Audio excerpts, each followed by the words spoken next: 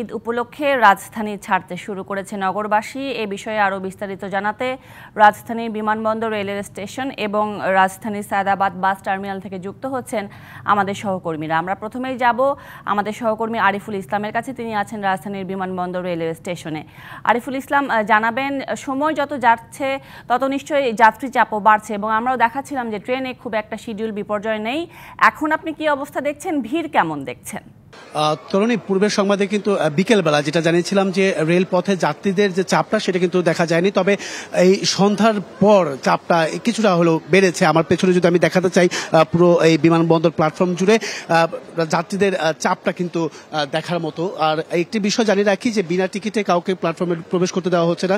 ব্যাপক তৎপরতা চালাচ্ছে যেটা হচ্ছে আইনশৃঙ্খলা বাহিনী, রেলওয়ে কর্তৃপক্ষ রয়েছে এবং রেলওয়ে পুলিশ রয়েছে, ডিবি রয়েছে, আনসার সদস্যরা রয়েছে। পাশাপাশি আরেকটি জিনিস বলে রাখি যে শিডিউল বিপর্যয় না থাকলেও কিছুটা বিলম্ব হচ্ছে কয়েকটি ট্রেনের, যেহেতু আপনি জানেন যে উত্তরবঙ্গের 9টি ট্রেন না থামানোর জন্য নির্দেশ দেওয়া হয়েছে, যাতে করে এই যে শিডিউল বিপর্যয় বা গাদাগাদি করে উঠা একটা ভোগান্তি, সেই ভোগান্তি নিরসনে কিন্তু এই ধরনের সিদ্ধান্ত নিয়েছে বাংলাদেশ রেলওয়ে কর্তৃপক্ষ। তবে এখন যে ট্রেনটি রয়েছে 8:30 একটি ট্রেন রয়েছিল, সেটা হচ্ছে দ্রুতযান এক্সপ্রেস, সেটা 8:30, কিন্তু এখন পর্যন্ত যেহেতু 9টার উপরে বাজে, সেখানে বলতে পারেন যে 40 মিনিটের মতো একটা দেরি হয়েছে। আর এছাড়াও পাশাপাশি আরো কয়েকটি ট্রেন রয়েছে, যেটা হচ্ছে কুড়িগ্রাম এক্সপ্রেস, মহানগর উপবন, আর হাওড় কক্সবাজার এক্সপ্রেস, পদ্মা এক্সপ্রেস, এই ট্রেনগুলো আছে। তবে যে বিড়ম্বনা বা একটি বিলম্ব হচ্ছে সেটা হচ্ছে আধা ঘন্টা থেকে 40 মিনিটের মতো কিছু কিছু ট্রেনের যে বিলম্ব হচ্ছে, সেটা কিন্তু সাধারণ মানুষের ভোগান্তির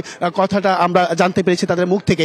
আরেকটি বিষয় জানিয়ে রাখি যে এখানে এই যে বিনা টিকিটের যে প্রবেশের নিষেধ, সেটা কিন্তু সাধুবাদ জানিয়েছেন সাধারণ যারা যাত্রী রয়েছে রেলপথে, যে ভোগান্তিটা নিরসনে এই ধরনের উদ্যোগ, সেটা কিন্তু তারা সাধুবাদ জানিয়েছেন। বারবারই তারা বলছেন যে গত বছরে যে বিমানবন্দরে এই ধরনের পরিস্থিতি বা এই যে চিত্রটা আমি যদি দেখছিলাম, কারণ হচ্ছে প্রতিটা ট্রেনই আসছে একদম নির্বিঘ্নে তারা কিন্তু যাত্রা করছেন। পাশাপাশি হচ্ছে ছাদে উঠার যে বিষয়টা, সেটা কিন্তু প্রবণতা একেবারেই নেই বললেই চলে। তো এই ছিল তরুণী এখান থেকে সব শেষ, প্রতিটা ট্রেনই কিন্তু খুব ভালোভাবে যাচ্ছে। তরুণী।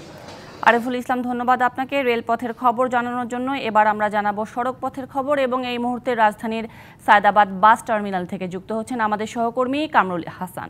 কামরুল, জানাবেন, বাস তো সময়সূচি মতো ছেড়ে যাচ্ছে কিনা, যাত্রী চাপ কেমন দেখছেন, এছাড়াও বাড়তি ভাড়া নিয়ে কোনো অভিযোগ আছে কিনা কোনো যাত্রীর? তরুণী, আপনাকে ধন্যবাদ। আপনি যেমনটা বলছিলেন, আমি এই মুহূর্তে অবস্থান করছি রাজধানীর সায়দাবাদ বাস টার্মিনালে। তো এখানের যে বিষয়টা আমি আপনাকে জানিয়ে রাখতে চাই, ঈদ এলে যে চিরাচরিত যে দৃশ্য, যাত্রীদের একটি চাপ থাকে, এখানে আসলে এখন পর্যন্ত তেমন কোনো চাপ দেখা যায়নি বা কোনো যাত্রী এখনও আসেনি। কাউন্টারগুলো বেশ খালি, বিক্রয় প্রতিনিধি যারা আছেন কাউন্টারে তারা বেশ অলস সময় পার করছেন বলেই আমাদেরকে জানিয়েছেন। তবে তারা আশা করছেন হয়তো শেষ মুহূর্তে, অর্থাৎ আগামী 8, 9 এবং 10 এপ্রিল নাগাদ হয়তোবা তাদের চাপটা বাড়তে পারে, যাত্রীর চাপ বাড়তে পারে।